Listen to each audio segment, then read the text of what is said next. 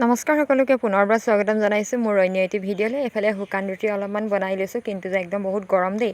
আৰু এইফালে চব্জিও বনালোঁ আৰু নিজৰ ঘৰতে পিছফালে দি আহি আগফাল পাইছোঁহি। মাও এইফালে বাৰান্দাতে বহি আছিলে, মাৰ ওচৰতে বহি ল'লোঁ, কিন্তু ভিতৰত সোমোৱা নাই দেই। খিৰিকীয়েদি জুমি চাই আছোঁ কিয় জানেনে? আজি আমাৰ বাহিৰৰ যিটো ৰুম আছিলে সেই ৰুমটোৰ বস্তু আঁতৰাই এটা ষ্টুডিঅ' কৰি লোৱা হৈছে আৰু ইয়াতে সাক্ষাৎকাৰ লোৱা হৈছিলে। আজি মানুহজনৰ সাক্ষাৎকাৰ লৈছিলে, লগতে মাৰো ফটো ল'লে, মাৰো অকণমান কিবাকিবি কথা সুধিলে আৰু যিহেতু মা আছে সেই বুলি গম পালে। আৰু মানে নিজৰ চকুৰে দেখিছোঁ যে ষ্টুডিঅ'তনো কেনেকৈ সাক্ষাৎকাৰ লয়। আনকালে আমি কি কৰোঁ, স্ক্ৰীণত দেখি থাকোঁ ন, অকল দুজন মানুহ, এজনে কথা কয় আৰু এজনে সুধি থাকে। কিন্তু আজি মানে আমি নিজস্ব চকুৰে দেখিলোঁ আৰু মানুহজনৰ পৰা মানে সেই অভিজ্ঞতাটো লওঁ, তেওঁ কেনেকুৱা অনুভৱ কৰিলে এই সাক্ষাৎকাৰটোত।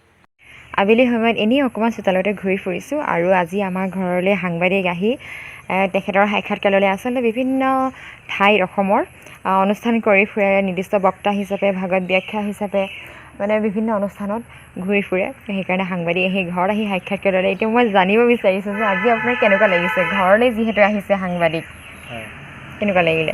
জীৱনত বহুতবাৰ সাংবাদিকৰ ওচৰত, ৰাইজৰ ওচৰত মনৰ কথা ব্যক্ত কৰিছোঁ। আজি মানুহগৰাকীয়ে মোক যিকেইটা কথা সুধিলে সেইকেইটা কথা নক'লেতো আধৰুৱা হৈ ৰ'ব।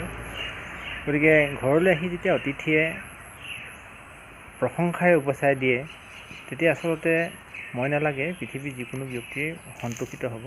গতিকে আশাবাদী যে আনে যি দিয়া মৰম, চেনেহ, প্ৰশংসা বা আশীৰ্বাদ, ই আমাৰ সদায় অমৃতৰ দৰে আমি গ্ৰহণ কৰিব লাগে আৰু অমূল্য সম্পদৰ দৰে, সাঁচতীয়া ধনৰ দৰে আমি ইয়াক ব্যৱহাৰ কৰিব লাগে।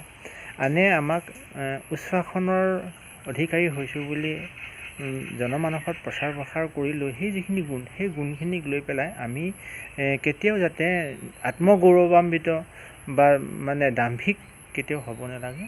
আচলতে অমায়িক গুণৰ গৰাকীহে আমি হ'ব লাগে। গতিকে আশাবাদী ৰাইজে যিটো মৰম বা ৰাইজে যিটো প্ৰচাৰৰ কাৰণে ঘৰলৈ আহি পেলাই সংবাদ মাধ্যমে তথ্য সংগ্ৰহ কৰিছেহি, গতিকে সেই কৰ্মকৰ্তাসকলক মোৰ ফালৰ পৰা শ্ৰদ্ধা আৰু সেৱা জনালোঁ।